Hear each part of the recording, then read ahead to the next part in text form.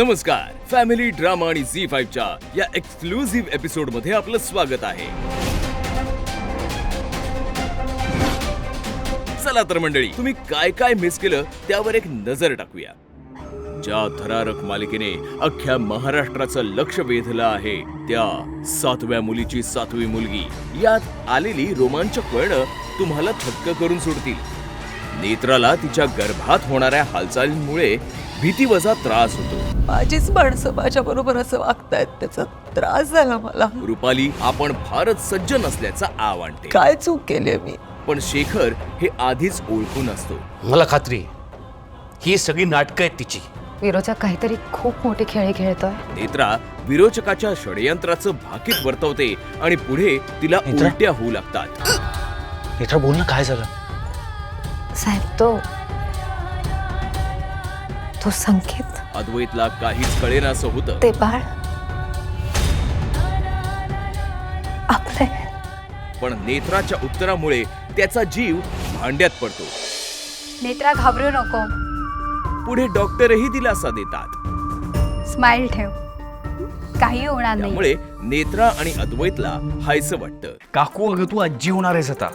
अद्वैत नेत्राच्या pregnancy बद्दल केतकीला सांगतो, पण केतकी फाल्गुनी आणि तन्मय समोर नेत्राच्या प्रेग्नन्सीचं गुपित उघड करते. तेव्हा रुपाली हे ऐकते. प्रेक्षक हो, अप्पी आमची कलेक्टर या मालिकेतील प्रत्येक दृश्य अतिशय चित्तवेधक आहे. अर्जुन अप्पीच्या ऑफिसमध्ये येतो. तिथे त्या दोघांमध्ये एक भावनात्मक संभाषण घडतं. अप्पी नेहमीप्रमाणे पॉझिटिव्ह असते तर अर्जुन गोंधळलेला दिसतो. अरे अर्जुन, तू असं कसं म्हणतोस रे? मला फरक नाही पडत. तुझ्या नावाने माझ्यासाठी फुलं आल्यानंतर काहीतरी विचार करणार ना. त्यानंतर अप्पीच्या नावाने एक पार्सल येतं. Madam, courier. माझ्यासाठी? Dear collector madam, this is for you.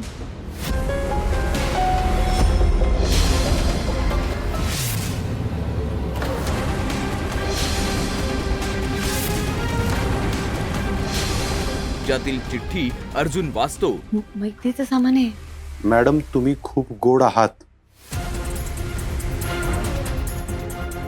तुम्हाला म्हणलं होतं की ड्रग्जवरची कारवाई थांबवा. चिठ्ठीत ड्रग्सची कारवाई थांबवली नाही तर गंभीर परिणाम होतील असं नमूद केलेलं असतं. आता जर तुम्ही 4 दिवसात ही कारवाई, हा बंदोबस्त उठवला नाही तर हा हार तुम्हाला चढेल आणि दुसरा तुमच्या एक्स हजबंडला पण.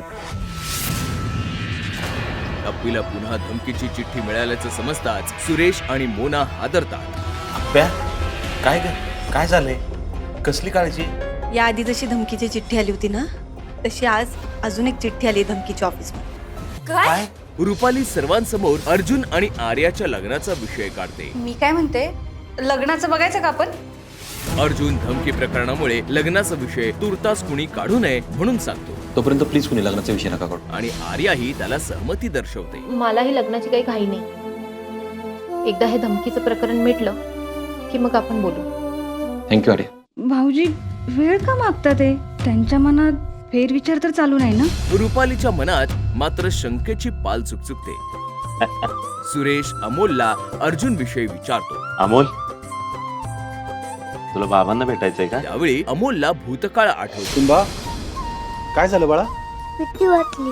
काही घाबरायचं नाही, मी आहे ना आता इथं. भेटलोय मी बाबांना. अमोल सुरेशला सांगतो की त्याला त्याचे आई बाबा एकत्र हवे आहेत. माझ्या माने बाबांना कधीच एकत्र बघितलं नाहीये. मला माहितीये ते कायम माझ्या पाठीचे आहेत. ते दोघं माझी काळजी करतात. तेच माझे देव आहे. अमोलचे निरागस भाव बघून सुरेश विचारात पडतो. शेवटी सुरेश अप्पीला सांगतो की अमोलला सगळं खरं खरं सांगायची वेळ आली आहे. अहो, एवढे वर्ष बापापासून लांब राहिलेलं पोरगं जेव्हा बापाला भेटेल तेव्हा काय होईल माहितीये का तुम्हाला?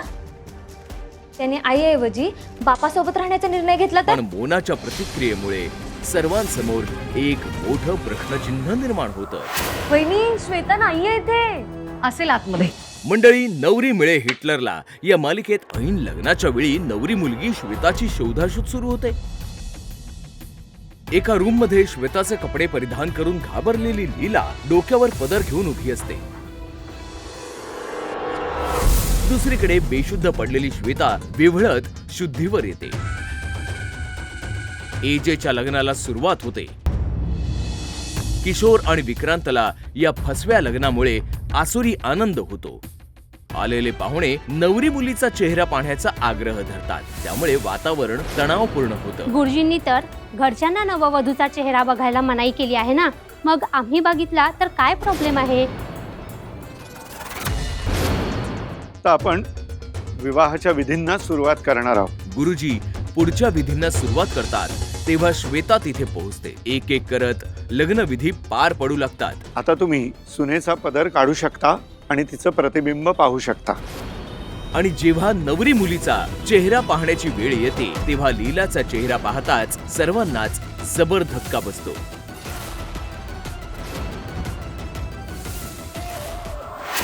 प्रेक्षको, सर्वांची लाडकी मालिका तुला शिकवीन चांगला धडा यात इतकं खूप काही घडलं आहे की ते पाहून तुम्हाला आश्चर्याचा धक्काच बसेल. की डायरेक्ट तुमच्या काळजात मुक्कामाला येणार आम्ही. अक्षरा आणि अधिपती यांच्यातील हार्ट टू हार्ट बोलणं जणू त्यांच्या प्रेमाच्या नव्या अध्यायाचीच सुरुवात करून देतं. एकीकडे भुवनेश्वरीने अक्षराला दिलेली शिक्षा तिने मोडल्यामुळे भुवनेश्वरीचा पारा चढतो. ती अधिकच कठोर होते. आई अंबाबाईची आणि आमच्या आई साहेबांची शपथ घेऊन सांगतो, आमचा तुमच्यावर लई जीव आहे मास्तरीनबाई. तर दुसरीकडे अधिपती अक्षराला त्याच्या मनातील गुपित सांगून तिच्या प्रती असलेल्या आपल्या भावना व्यक्त करतो. इतक्यांदा फोन केला, उचलला नाही त्यांनी. असं होय, मग एक काम कर की सुनबाईला फोन करून बघ. सुनबाईंशी फोनवर नाही बोलणार आम्ही. त्यांच्याशी जे काय बोलायचं ते समोरासमोरच बोलू. इथे बदल्याच्या भावनेने पछाडलेली भुवनेश्वरी अधिकच अस्वस्थ होते. देवीच्या दारात अक्षरा आणि अधिपती आपल्या पुढील आयुष्यासाठी आणाभाका घेतात. पहिलं पाऊल आपल्या दोस्तीचं.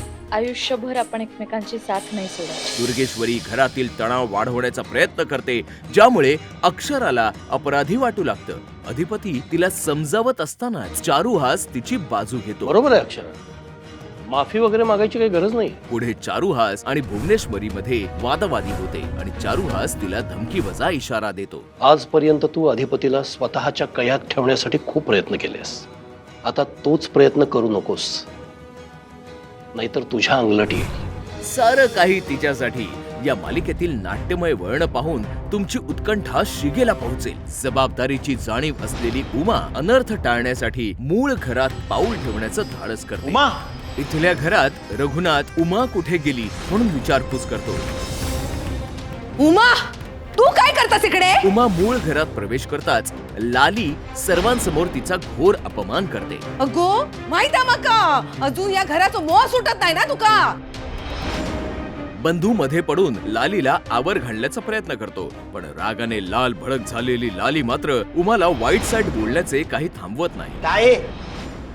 तोंडावर घाला आता. बंधू तू वहिनी थांबा वहिनी. लाली रागाच्या भरात मूळ घरातील सगळे देव उचलून उमाला तिच्या सोबत घेऊन जायला सांगते. किती काळजी असा ना देवांची, तर सगळे देव उचल आणि घेऊन जा मांगरात तुझ्या बरोबर. आई बास झाला आता. श्रीनू लालीला भानावर आणण्याचा प्रयत्न करतो, पण शेवटी वाद शिगेला पोहोचतो. पुढे उमाला असं वाटतं की रघुनाथ तिच्यावर रागावला आहे. ओवी तिला धीर देण्याचा प्रयत्न करते. त्यानंतरची रघुनाथची कृती आणि विचार सर्वांनाच आधार देऊन जातात.